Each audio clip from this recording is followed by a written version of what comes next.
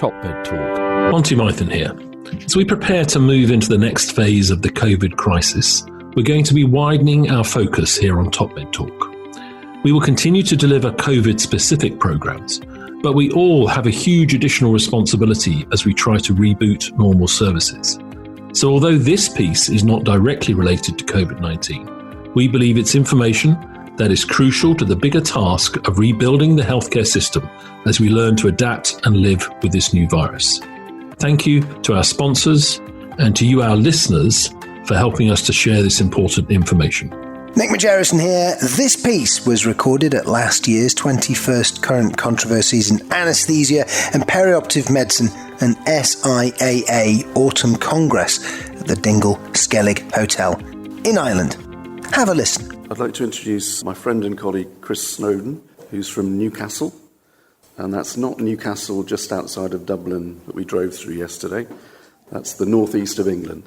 And he's going to talk on something called Getting It Right First Time, which is a process going on in the UK.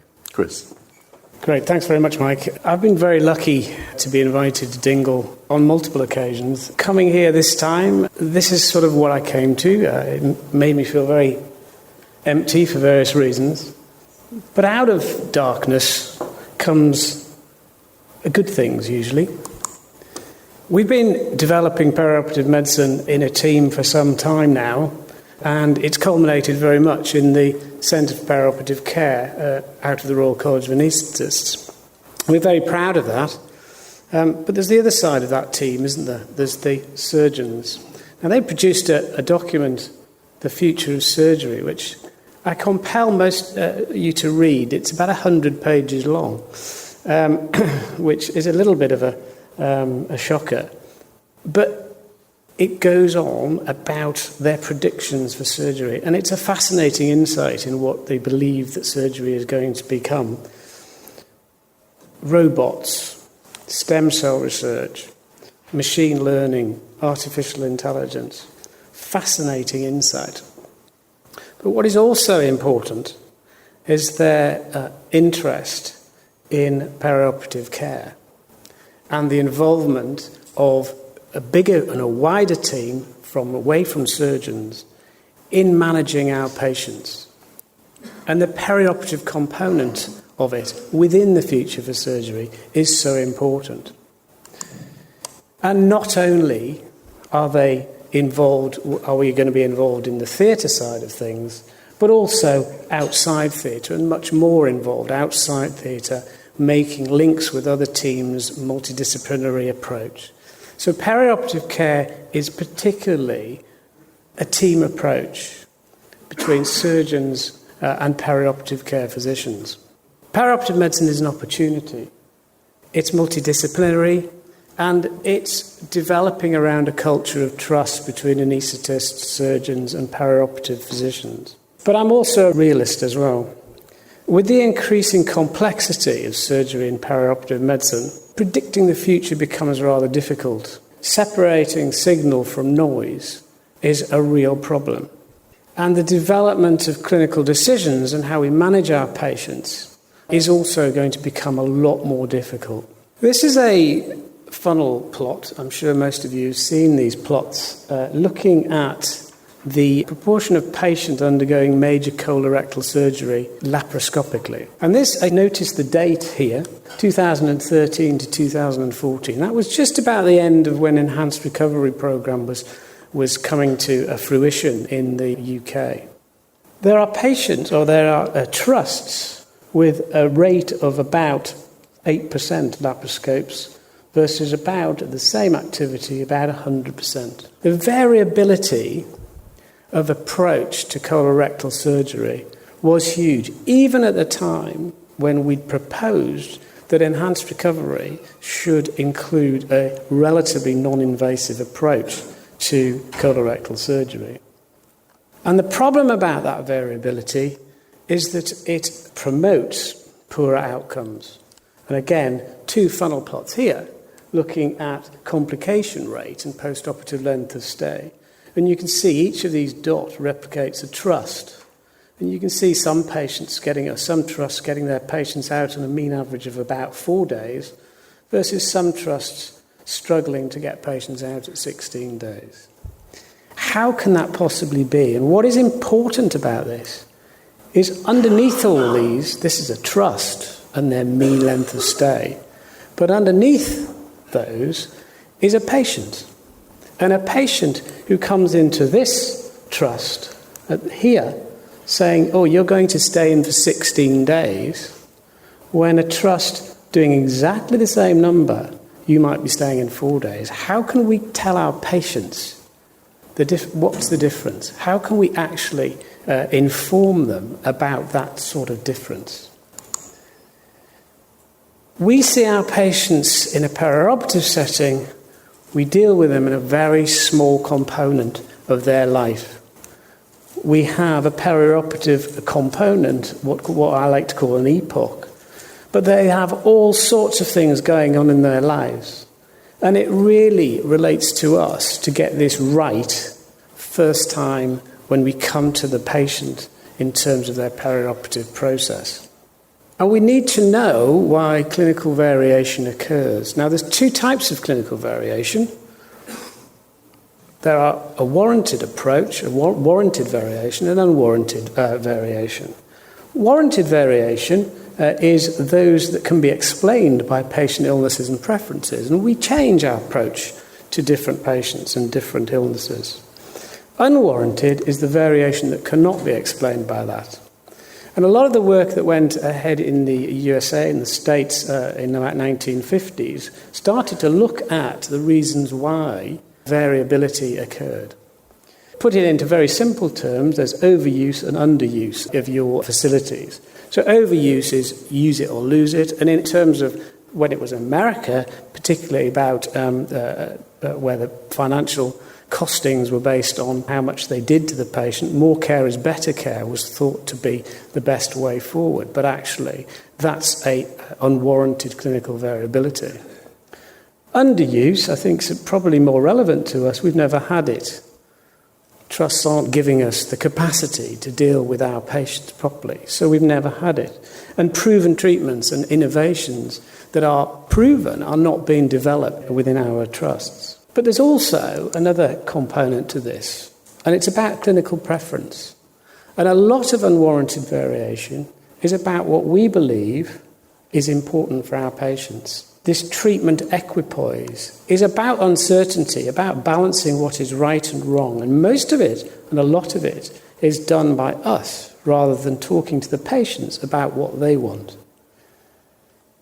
And the real key, as we go around looking at this GIRF process that we are dealing with at the moment, much of it is about us as clinicians, dealing with the resistance to change.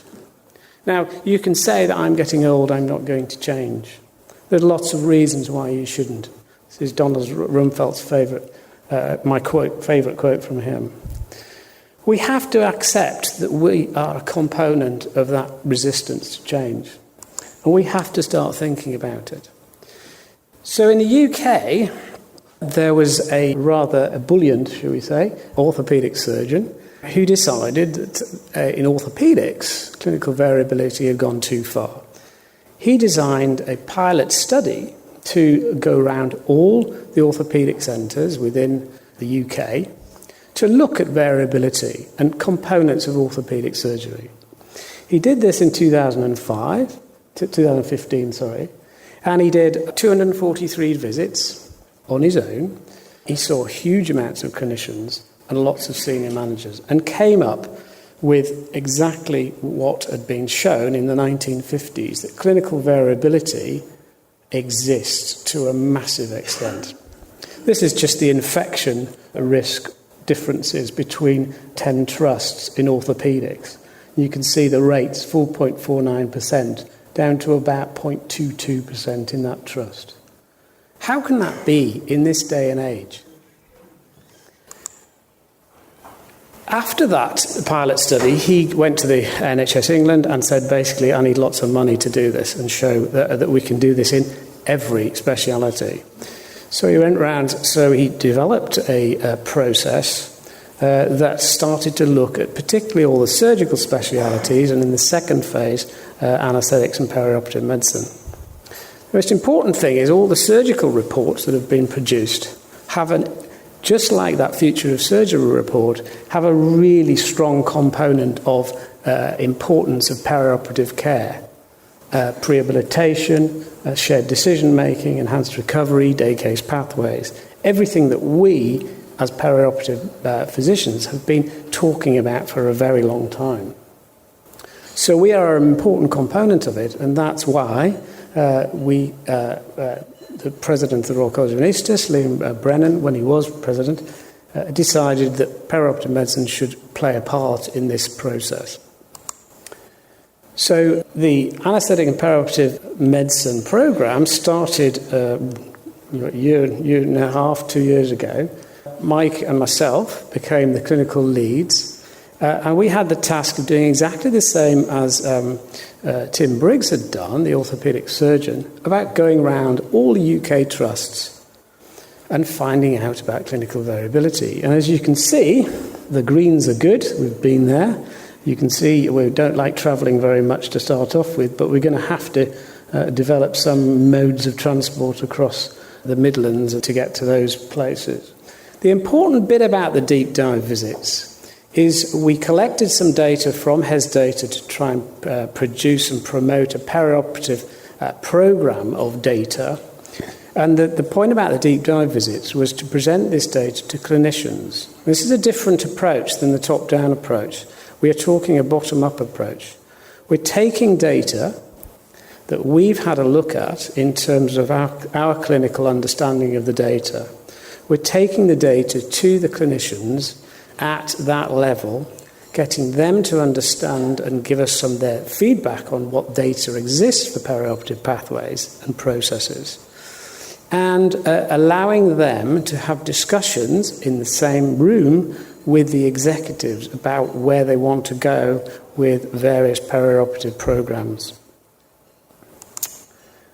So that's the process that we went through initially. And very much it's about the clinicians informing that data as we go around the trusts. So we looked at it in various ways. The HESData, which is where most of the data came from, if you're an anaesthetist in England, where you collect the HESData, the only anaesthetic component or clinical pathway that exists is if you're an obstetric anaesthetist putting in an epidural. For the rest of the time, you don't exist. 20% of hospital consultants in England are anaesthetists or perioperative physicians or intensivists. You don't exist in HESData. You exist within and blocked into surgical pathways, etc., etc. But they don't. None of your activities are seen in the HESData. That in itself is shocking. But anyway, so we had to look at some way, shape or form of saying what we do, how important it is in terms of perioperative medicine, in terms of the pathways and the way the NHS works. So we started looking at pathways, and we'll just give you an example. So this is a day case pathway. These are looking at some of the operations that the BADS, the British Association of Day Case Surgery, says that should be done as day cases. So I don't think you'd argue with many of these: arthroscopies, breast surgery, not reconstruction, TURBTs, inguinal hernia repairs, etc., etc., and it goes down. And you can see these are trusts across the UK, and you can see breast surgery. These are lumps and bumps and simple mastectomies. So the rates of day surgery goes from about 0%, 10%, up to about 100%. Huge variability right across the day case spectrum. And what the data we were allowed to take to the trusts started to benchmark where you sat. So we were going into the trust and saying, listen, you do all these arthroscopies and you're sitting above the median. That's absolutely fine. But how is it that your breast surgery, only 30%, 25% of your patients are actually going home when someone else is doing this? We didn't actually tell them which ones these were at the start, but it's important for them to know where they sit. And it really opened up massive conversations within the departments and within the groups that we were in about the reasons for that happening. Interestingly, I can't understand this, and we haven't got to the bottom of it, but why anterior cruciate ligament repairs, which are pretty much sports people, young people, have such a variability across the country in terms of getting out on the day of surgery. Phenomenal. And we started to ask these questions, and, this is just one of the sort of answers we're coming up with. Is it that larger hospitals who are dealing with complex patients take their eyes off the ball and don't do any day case surgeries?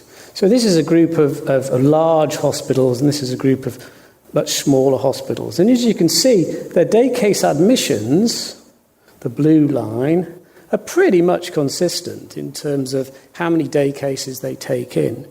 But actually converting those day cases into day case activity, you can see the variability is huge, the red. And it doesn't matter whether you're a big hospital or a little hospital. Day case activity is very variable across the two types of hospitals. So it's not just about the larger hospitals taking their eye off the ball. It's much more about the pathways that are involved. And we ask questions when we're in these meetings about, do you know your rates of day case cancellations? Do you know the reasons why they get cancelled? Have you got a day case lead? Do you have a day case surgery unit? And we're going to hopefully get to the bottom of why this variation occurs in such things as day case activity. And we're also pulling in other forms of data. So this is the PQIT data, which I'm sure most of you have seen. This is the report from the previous year, and this is the new, very new report that's just come out about 2 weeks ago. And we all thought enhanced recovery was something that we did all the time, and that was sensible because the length of stay goes down, the complication rates goes down, and that's absolutely fantastic. But in the first annual report, only 61% of patients were actually enrolled on an enhanced recovery programme.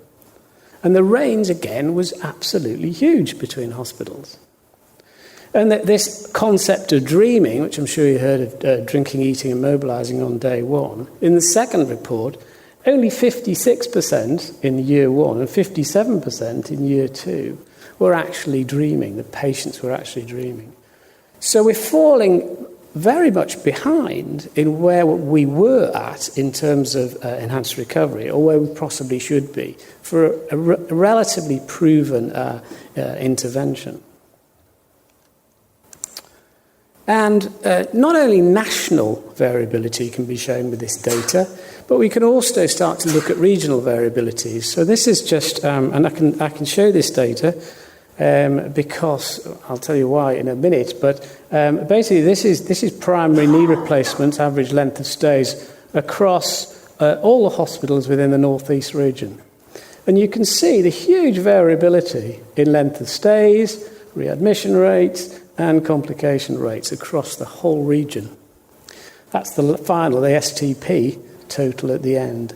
Each column is year 16, 17, 17, 18 and 18, 19 data. So not only can we show national variability, we can also start looking at regional variability. And in terms of the NHS, ICSs and STPs, we can start looking at which ones are doing well. But this is really incredible to me, that in a hospital, and this is a single hospital, that are doing all these cases, the enhanced recovery type cases, cesarean sections have been added in. But in these cases where we think enhanced recovery is happening, you can see hysterectomies, and this hospital is getting patients out in way down low, in about 1 day after an open hysterectomy. Pretty good. How is it then that your colectomies, nephrectomies and rectal resections are going way above the upper quartile. Why don't they just talk to them within their trust? It absolutely amazes me. And these are the conversations we have to have at the local level, and usually find out the reason very quickly why this is happening. So that's just about the pathways, and also we're making awareness, or increasing the awareness of the perioperative care processes as well that we're talking about, and have been talking about. So we're very interested in all these things nowadays: the perioperative disabilities, frailty, cognition, etc., comorbidities and perioperative lifestyle changes as we move through perioperative medicine. And we're bringing those into this process as well. So anemia, for instance, this is just a funnel plot looking at anemic patients having primary hip replacements, either with anemia or without anemia. These are the patients without anemia, this patient's with anemia, and you can see the length of stay on a national basis is about 4 days if you have no anemia, and is about 8 days, or 7 or 8 days if you have anemia, so it's doubling. So the association of anemia with length of stay for hip replacements in this situation nationally is huge, and you can see the variability around that. Some places are doing very well, some places are doing really badly. Anemia is only a component of blood management, and so we're also asking about, okay, so if you do anemia pathways, and you have IVI pathways, and you have all these things, do you also have the other bits of the pathway that makes it all work?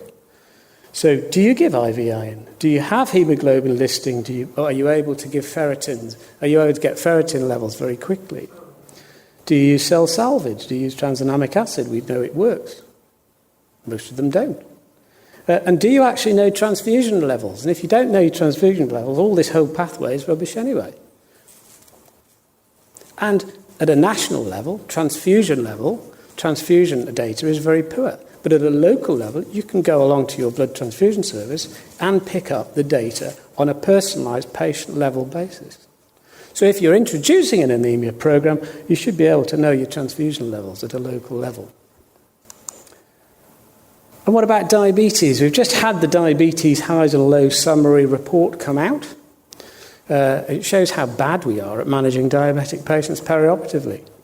This is just a graph looking at laparoscopic cholecystectomies, and you can see it doesn't really matter how many you do. Your laparoscopic cholecystectomy goes home in about 1 day. But if they're diabetic, the distribution completely changes. And we start seeing diabetic patients retained in hospital at 4 to 5 days.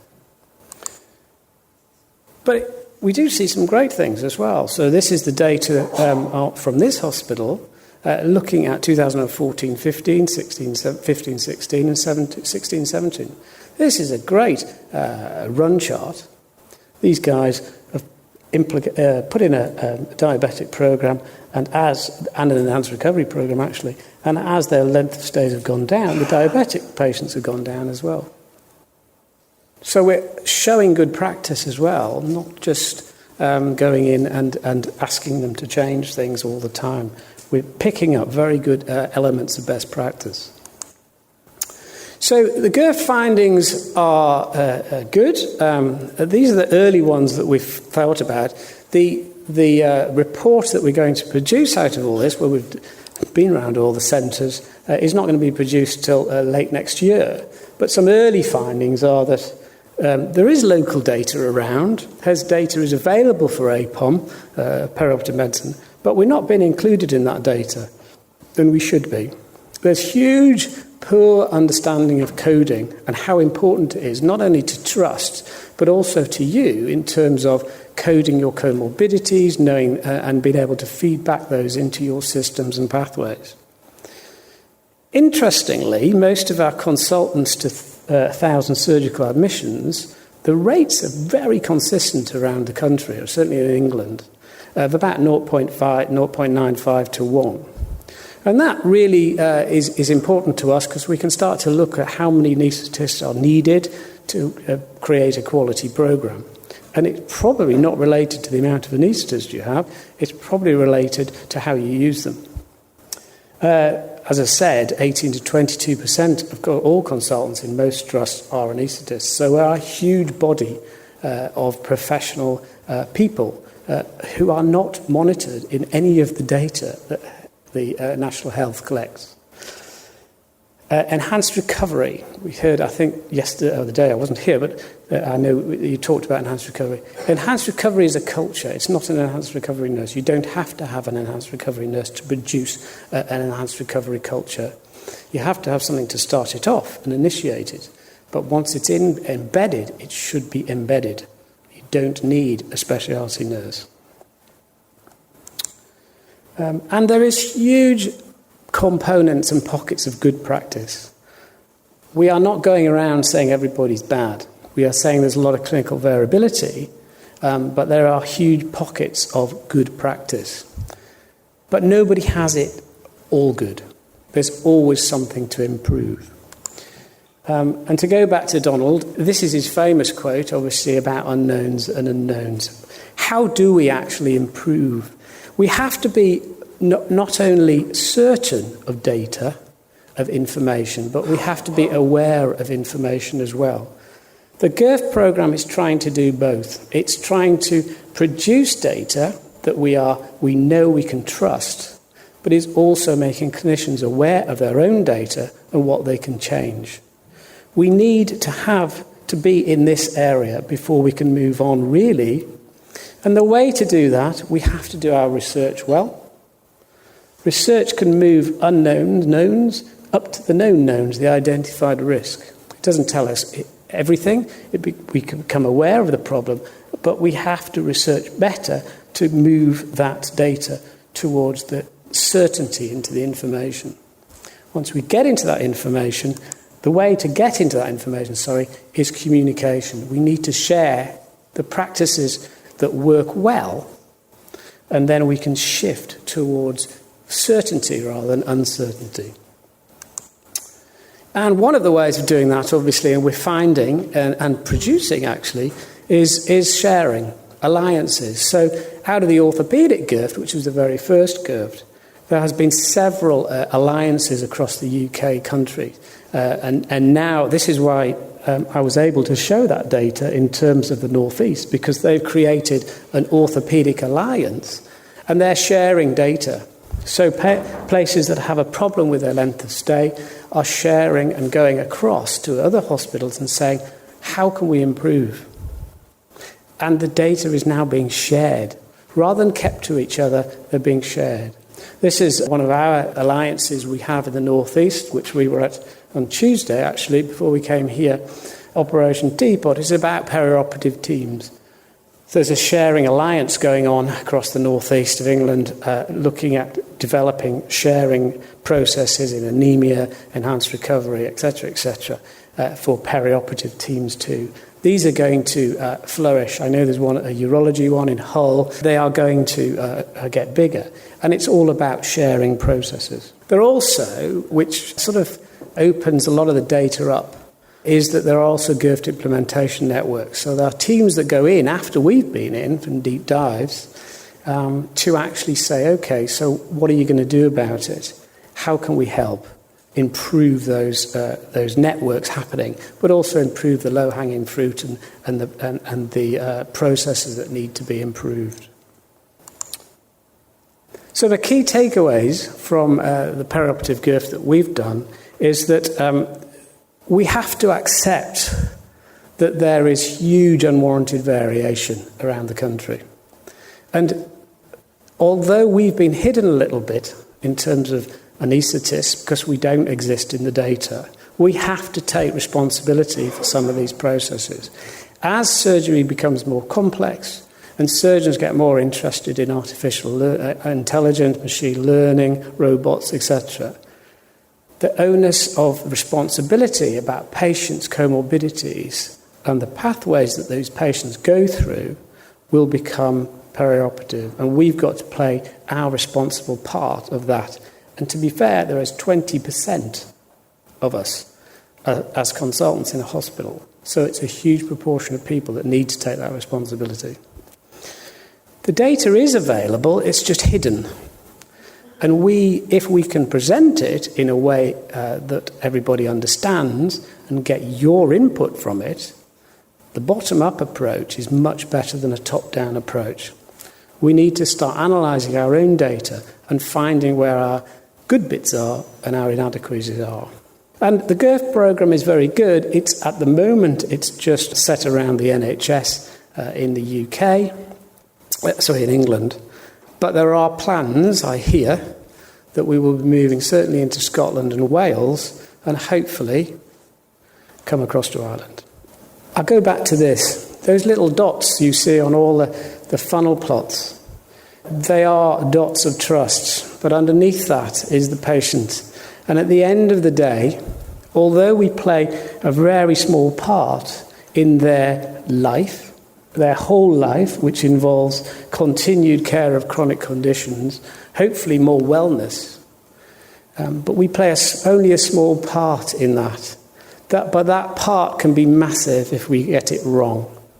So we have to get it right. And although it doesn't always come out right, we can at least start trying. Thanks very much.